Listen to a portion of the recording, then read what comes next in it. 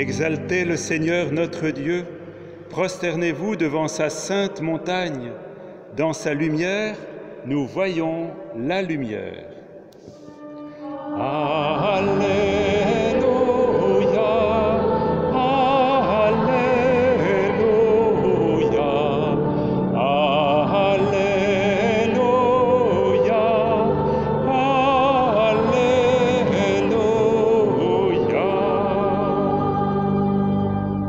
Le Seigneur soit avec vous. Évangile de Jésus-Christ selon saint Matthieu. Jésus prend avec lui Pierre, Jacques et Jean son frère, et il les emmène à l'écart sur une haute montagne. Il fut transfiguré devant eux. Son visage devint brillant comme le soleil et ses vêtements blancs comme la lumière. Voici que leur apparurent Moïse et Élie, qui s'entretenaient avec lui. Pierre alors prit la parole et dit à Jésus, « Seigneur, il est heureux que nous soyons ici. Si tu le veux, je vais dresser ici 3 tentes, une pour toi, une pour Moïse et une pour Élie. » Il parlait encore lorsqu'une nuée lumineuse les couvrit de son ombre. Et de la nuée, une voix disait, « Celui-ci est mon Fils bien-aimé, en qui j'ai mis tout mon amour. Écoutez-le. » Entendant cela, les disciples tombèrent la face contre terre et furent saisis d'une grande frayeur.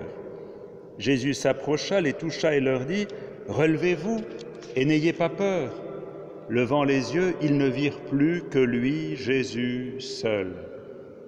En descendant de la montagne, Jésus leur donna cet ordre, « Ne parlez de cette vision à personne, avant que le Fils de l'homme soit ressuscité d'entre les morts. » Acclamons la parole de Dieu.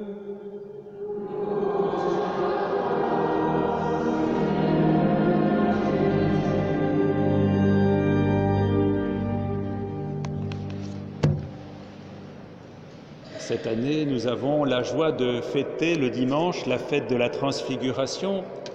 C'est quand ça tombe donc le 6 août, un dimanche, que nous pouvons avoir cette fête, cette belle fête, cette grande fête. Et en même temps, ça ne va pas faire rupture avec les évangiles que nous avons entendus du temps ordinaire, les autres dimanches de juillet. Nous avons eu en juillet comme toute une initiation pour les disciples à l'être disciple. Un disciple, vous vous souvenez, c'est quelqu'un qui écoute la parole de Dieu et qui la garde dans son cœur, qui la rumine. Ces textes sur le grain qui tombe dans la bonne terre appellent pour nous à recevoir la parole, à la ruminer. Et puis, dimanche dernier, nous avons eu ce texte du disciple qui trouve le trésor dans son champ, la perle fine qui cherche depuis si longtemps et qui va tout lâcher pour saisir ce que son cœur désire plus que tout. Voilà, le disciple, c'est quelqu'un qui est tombé en amour pour ce Dieu qui se révèle et qui l'entraîne dans une intimité très profonde avec lui. Et aujourd'hui, nous avons cet évangile de la Transfiguration. Alors, voilà, c'est encore une initiation pour nous, les disciples. Alors, avant cet évangile, pour situer un peu, c'est toujours intéressant de savoir ce qu'il y a avant un évangile et puis après. Eh bien, avant cet évangile, nous avons peu de temps, dans les scènes qui précèdent, la question du Christ à ses disciples, justement, « Pour vous, qui suis-je » Et la réponse magnifique de Pierre, qui est inspirée par l'Esprit et qui dit « Tu es le Christ, tu es le Messie, tu es le Fils du Dieu vivant ». Il y a cette révélation qui est faite à Pierre et que Pierre va proclamer. Il reconnaît en Jésus celui qu'on attendait, le Christ, le Messie, le Fils du Dieu vivant. Et c'est un émerveillement quand ça sort de la bouche de Pierre et Jésus est touché profondément par cette proclamation et dit c'est vraiment l'Esprit qui t'a indiqué cela. Et puis, juste après cette proclamation par Pierre, nous avons la première annonce de la Passion. Jésus annonce eh bien, pour être le Christ, le Messie, il va falloir qu'il souffre la passion, qu'il meure et qu'il ressuscite. Et je ne vous apprends pas grand-chose en vous disant que ça ne passe pas bien.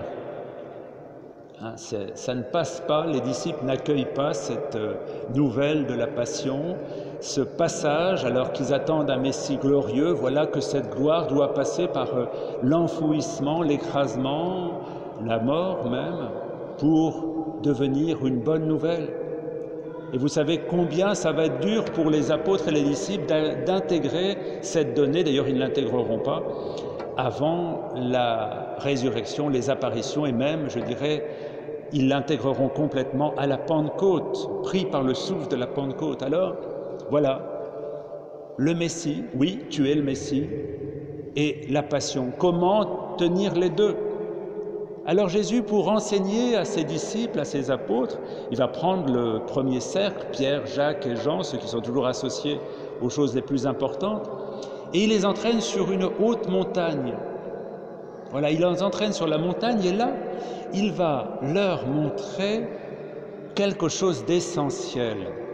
Tout le texte va tourner autour de la formation des disciples parce que le Christ est là, mais du début à la fin, on voit l'intervention des apôtres et ce qui se passe pour eux. Alors, qu'est-ce qui se passe? Alors, ils vont faire une expérience de Dieu, du divin, une véritable expérience intérieure et mystique. Et ce mot peut nous faire peur, mais c'est quand on est saisi par la grandeur, la beauté, la bonté de Dieu, tout d'un coup, comme si le cœur de Dieu s'ouvrait, le rideau du temple se déchire et on est comme hypnotisé par cette merveille de Dieu. Alors ça va passer par leurs sens, et par trois de leurs sens, par la vue, par l'ouïe et par le toucher. Cette expérience va progressivement les faire entrer de plus en plus dans l'intelligence du mystère du Christ et du mystère de leur propre suite du Christ. Alors, il y a quelques jours, en rentrant avec des amis, c'était il y a juste une semaine et 2 jours, je rentrais avec des amis du nord de la France dans cette cathédrale pour leur montrer, puis une visite du trésor commençait. Donc j'ai eu la chance, nous sommes rentrés, nous avions pu profiter de cette visite du trésor. Et j'ai eu l'occasion, il y avait vous savez, il y a un cahier, un carnet où on peut écrire quelque chose après avoir fait la visite, et j'ai relevé ces phrases sur ce cahier que j'ai repris tout à l'heure. J'ai photographié, vous voyez, je ferai un bon espion. Alors, il y avait ces phrases. C'est Anne-Marie qui écrit « Merveilleux, que d'émotions, que de lumière ». Luc qui écrit « Que dire, c'est tellement beau ». Et Florence qui écrit « Que tant de beauté puisse ouvrir les cœurs et les esprits ». Et finalement, j'ai relevé aussi cette belle phrase que Nicole a écrite sur ce cahier. « C'est tellement magnifique que l'on a du mal à partir, on est comme hypnotisé. » Voilà, par le trésor de la cathédrale. Alors, si le trésor de la cathédrale peut provoquer de telles réactions, imaginez la splendeur de Dieu qui tout d'un coup va se manifester sur le visage de Jésus. Combien ça doit être plus impressionnant, il n'y a pas de comparaison. Qu'est-ce qui se passe? Eh bien, tout d'un coup, ils vont voir dans ce visage de Jésus avec lequel ils marchent, et qui marche depuis tout un temps sur les routes, ils le voient guérir, écouter, libérer, prendre soin. Ils voient aussi Jésus aller prier. Et puis, il y a ces moments où Jésus est aussi fatigué, quand il s'assied au bord d'un puits, vous vous souvenez, quand il a soif, quand il est accablé peut-être par la chaleur du jour et aussi par les tensions qu'il sent naître autour de lui. Eh bien, ils vont voir dans ce visage de ce Jésus humain, tout d'un coup, une splendeur de lumière. Et cette lumière qui jaillit de l'intérieur, eh bien, c'est la lumière d'une paix, d'une force qui est inouïe et qui passe par les traits fragiles de cet être humain. Tout d'un coup, ils sont devant le visage de Jésus qui est comme métamorphosé, transfiguré par une lumière qui dépasse toute lumière, par une paix qui dépasse toute paix, par une sérénité, une force qui dépasse toute sérénité, toute force. Voilà, il a ce visage, cet être de Jésus, et il est encadré par Moïse et Élie, c'est-à-dire tout cet héritage des prophètes de l'Ancien Testament. Il y a cette gloire, et cette gloire sereine, force et paisible. Et alors Pierre, c'est lui qui prend la parole, c'est le chef des apôtres, eh bien Pierre, il est comme pris d'amour pour ce visage où se révèle tant de splendeur de Dieu. Il dit, mais qu'il est bon d'être ici, si on pouvait rester. On est arrivé au bout du voyage, tant de beauté, c'est ça qu'on cherchait, tant de lumière, la présence de Dieu, mais qu'est-ce qu'on peut espérer d'autre? Et alors Pierre est comme hypnotisé, et dans un autre évangile, on dit, s'il y avait plus ce qu'il disait, il dit, mettons 3 temps, c'est-à-dire restons là, on ne va plus bouger, on est arrivé au bout du voyage. Et effectivement, dans l'Ancien Testament, on disait que c'était sur une montagne qu'aurait lieu le festin messianique, donc au moment où arriverait le jour du Messie. Ne bougeons plus. Arrêt sur image. C'est le problème. C'est le problème, c'est que ce n'est pas le moment de s'arrêter, justement. Ce n'est pas le moment de s'arrêter. Et alors, voilà qu'une voix arrive, c'est la voix du Père qui va résonner au fond de leur cœur. Et le Père qui le dit, oui, oui, oui, oui, c'est bien mon Fils, bien-aimé, en qui j'ai mis toute ma joie, mais attention. Et ce n'est plus maintenant le regard qui a été ouvert, c'est les oreilles qui vont être débouchées. Écoutez-le.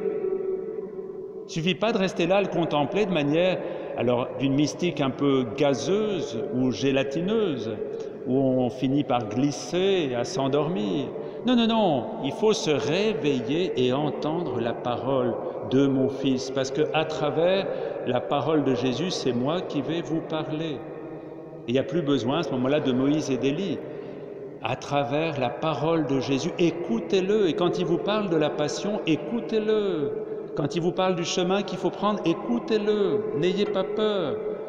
Mais curieusement, c'est au moment où cette parole vient les interrompre dans leur rêve de ne plus bouger, qu'ils se prosternent et ils sont comme prostrés. Peut-être ils sont pris par cette crainte du divin, peut-être aussi que ça les inquiète, toutes ces paroles de Jésus. Et ils sont écrasés au sol. Ils l'écoutent, ils entendent, écoutez-le, et ils ne bougent plus, ils sont comme des cadavres morts par terre.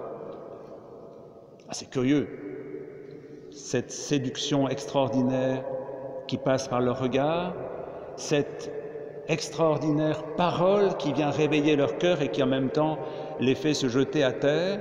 Et il faut une troisième chose pour qu'on arrive au but pour le disciple. Jésus les toucha.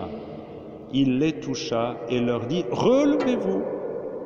Qu'est-ce que c'est que cette « relevez-vous » Ben, ressuscitez. Ressusciter, c'est le même verbe.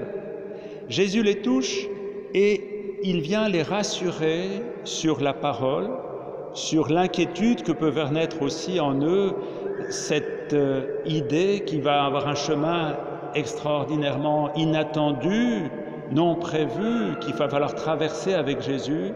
Et Jésus leur dit, n'ayez pas peur, je suis là avec vous. Relevez-vous, ne soyez pas tétanisés. Maintenant, il faut se mettre debout et il faut qu'on redescende dans la vallée. C'est là que le royaume va s'établir.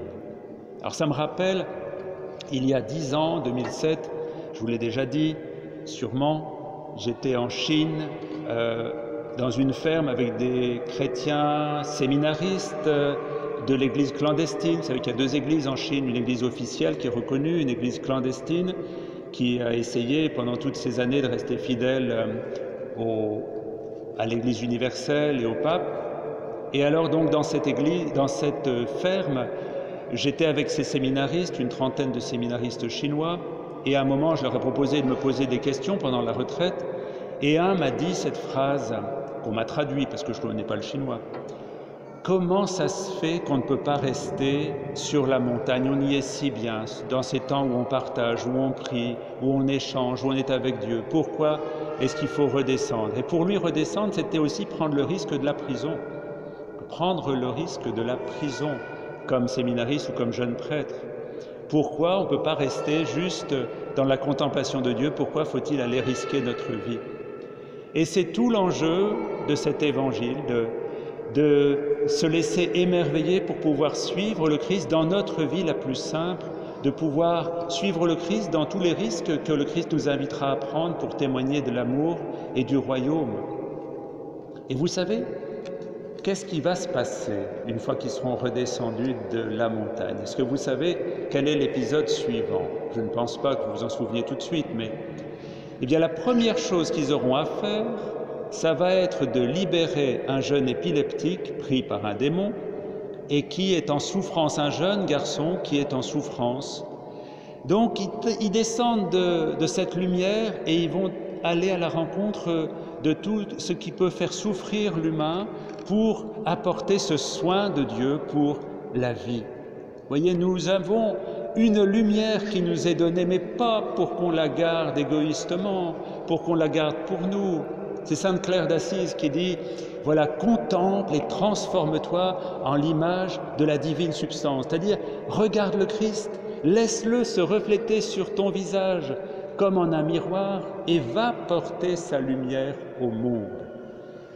Chers frères et sœurs, puissions-nous ne pas penser que le trésor que nous avons trouvé dans le champ, la perle fine de la semaine dernière, elle est faite pour être gardée égoïstement, ça n'a aucun sens. Ce que le Seigneur nous donne, c'est toujours pour le donner, pour le communiquer, pour faire passer son amour au monde. Il faudrait qu'on ouvre ces deux portes qui sont au fond de la cathédrale pour que la lumière de l'extérieur rentre et pour qu'on puisse sortir, porter la lumière que nous recevons ici. Tant de beautés sont faites pour être partagées. Merci Seigneur de nous rejoindre dans nos ténèbres pour faire de nous des êtres de lumière pour ce monde.